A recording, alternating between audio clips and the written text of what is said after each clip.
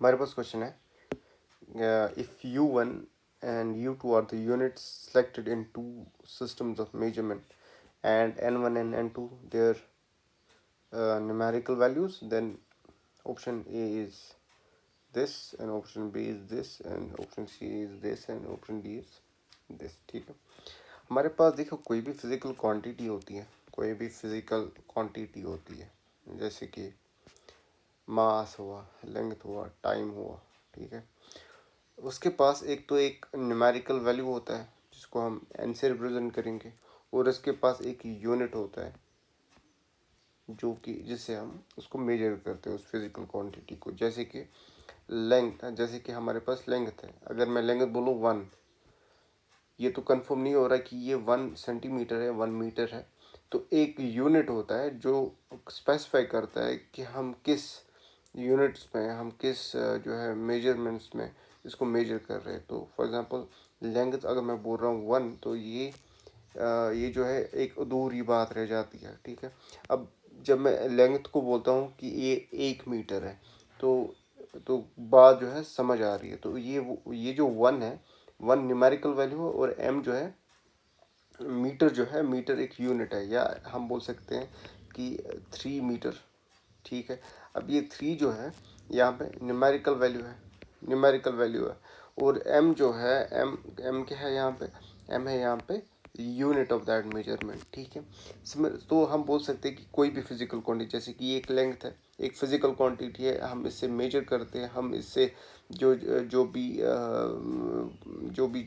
मतलब हम जो भी फिजिकल मेजरमेंट्स होती है, तो हम लेंथ जो है उससे हम मेजर कर पा रहे हैं, ठीक है। तो एक फिजिकल क्वांटिटी हुई, ठीक है।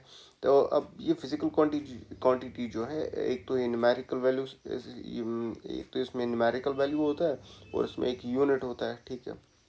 अब देखिए, अब ये किसी भी, अगर यही न्यूमेरिकल वैल्यू किसी भी किसी भी सिस्टम में मेजर करे, ठीक है, चाहे वो एसआई सिस्टम हो, चाहे वो सीजीएस सिस्टम हो, चाहे वो एमके सिस्टम है, यूनिट सेम रहते हैं, ये सॉरी, ये जो है इनका जो प्रोडक्ट होता है वो सेम रहता है, ठीक है, उनका प्रोडक्ट हमेशा सेम रहता है।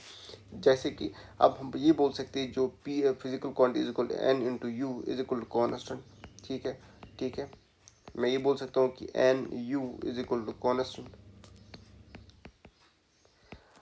या ये भी बोल सकता हूँ कि N1 U1 is equal to N2 U2, ठीक है। That means numerical value in system 1 and unit in system 1, and numerical value in system 2 and unit in system 2।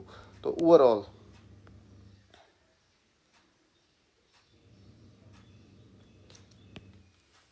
मैं बोल सकता हूँ कि ये जो न्यूमेरिकल वैल्यू है ये एक कांस्टेंट है, ठीक है, ये एक कांस्टेंट है, ठीक है। जैसे कि अगर मैं बोलूँ कि 1 मीटर है, मानो एक एसआई सिस्टम है और सीजीएस सिस्टम है, ठीक है। मैं बोलूँ आपको कि हमारे पास एक लेंथ है L1, ठीक है, हमारे पास है 1 मीटर, ठीक है।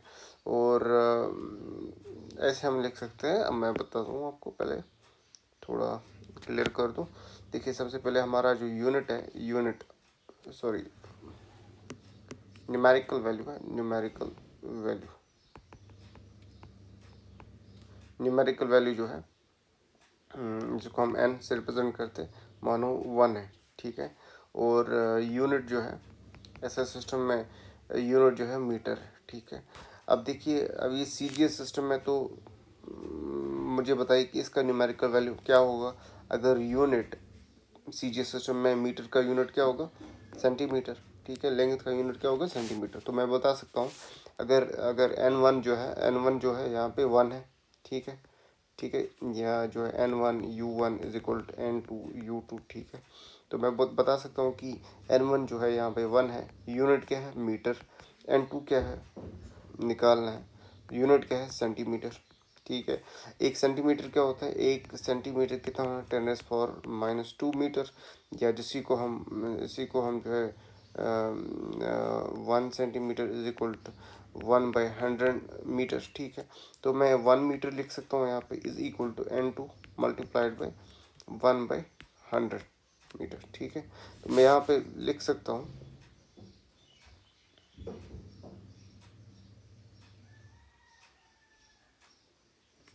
मीटर, ठीक है। तो मैं यहाँ पे लिख सकता हूँ मीटर मीटर कैंसिल हो गया यहाँ पे, तो N2 जो होता है that is equal to 100 centimetre. तो हमारे पास ये जो है आंसर निकल आया कि अगर एक मीटर जो होता है 100 सेंटीमीटर के बराबर होता है, तो यू वैल्यू जो है, ऐसी वैल्यू जो है यूज़ होते हैं। तो हमारे पास जो ऑप्शन है, option N1 U1 is equal to N2 U2 जो है ऑप्शन सी के साथ मैच हो रहा है, ऑप्शन ए के साथ मैच हो रहा है। तो option A should be marked as correct.